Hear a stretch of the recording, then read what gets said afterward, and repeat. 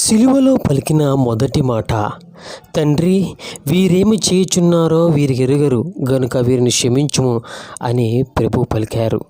యేసు ప్రభువును సిలువ మరణానికి అప్పగించి సిలువకు భయంకరమైన మేకులతో బిగించి భూమికి ఆకాశానికి మధ్యలో ఆ సిలువ రానుపై 3 మేకుల మీద ఆయన వేలాడినప్పుడు ఆయన పలికిన అమూల్యమైన మాటలలో మొదటి మాట ఈ మాట.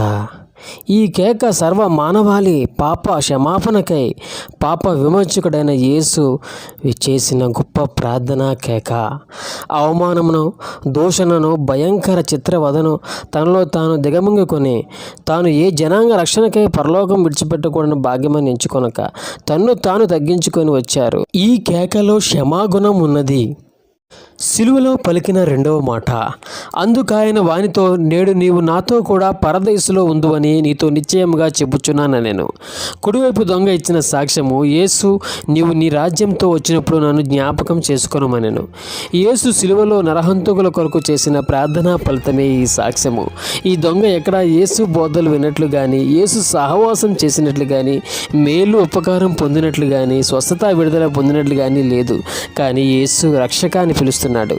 రోమా సైనికులు, శాస్త్రులు, పెద్దలు, యూదులు, మార్గం వెంబడి వెలుచున్నవారు ఇలా ఎందరో యేసుని హింసించి, బాధించి, అపహసించి, ముఖం మీద ఉమ్మివేసి, పిడిగొద్దులు గుద్ది, గేలి చేస్తూ ఉంటే వీరందరికీ విరుద్ధంగా ఇంతమంది వింటుండగా ఈ అద్భుతమైన సాక్ష్యం ఇచ్చాడు.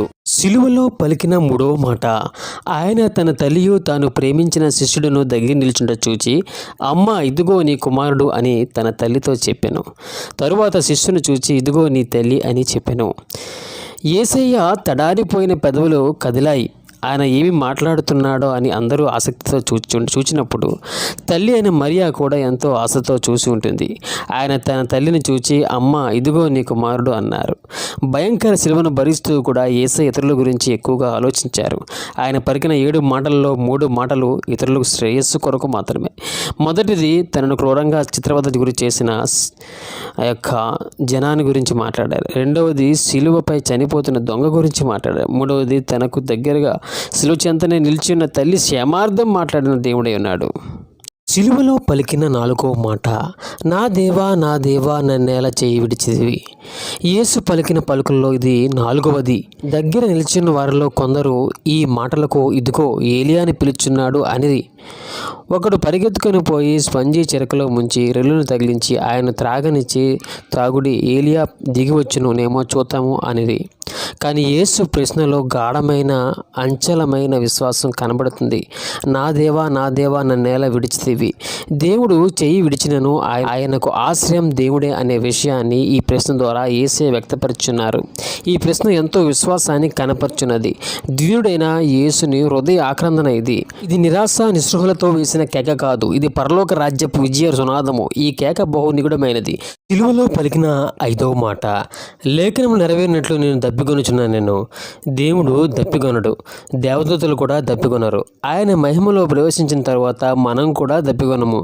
వారికి ఇక మీదట ఆకలిను దాహమైనను ఉండదు అని ప్రకటనలో చెప్పబడింది. అయితే ఇప్పుడు ఆయన మానవుడు కాబట్టి దప్పికొన్నాడు.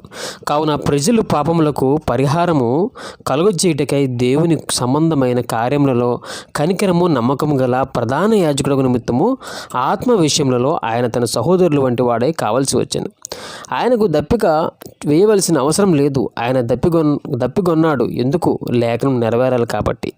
మానవుని పాపదాహం తీర్చాలి. నిత్య నరకంలో మానవుడు దప్పికొనకూడదని మన దప్పిక తీర్చడానికి ఆయన దప్పికొన్నారు. లేఖనం నెరవేరాలనే విషయము మనం ఇక్కడ జ్ఞాపకం చేసుకోవాలి. సిలువలో పలికిన 6వ మాట, సమాప్తమైనది. మరణం ఆయనకు కొన్ని క్షణాల దూరంలో మాత్రమే ఉంది. లేఖనాలు నెరవేరినట్లు ఇక ప్రక్కలో బల్లెపు పోటు తండ్రికి తన ఆత్మను అప్పగించడం మాత్రమే మిగిలి ఉంది. అయినప్పటికీ గొప్ప సంతృప్తితో, గొప్ప విజయంతో ఈ మాట చెప్పగలుగుతున్నారు. సమాప్తమయ్యింది. ఏమి సమాప్తమైంది? ఏ పని నిమిత్తం పరలోకం మహిమను విడిచి దాసుని రూపంలో ధరించి భూలోకానికి వచ్చారో ఆ కార్యం సమాప్తమైనది. అయినది. చేయుటకు నువ్వు నాకు ఇచ్చిన పని నేను సంపూర్ణంగా నెరవేర్చి భూమి మీద నేను మహింపచితిని అని ఆయన చెప్పారు.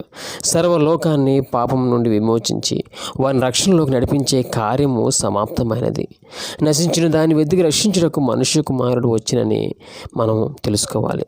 సిలువలో పలికిన 7వ మాట.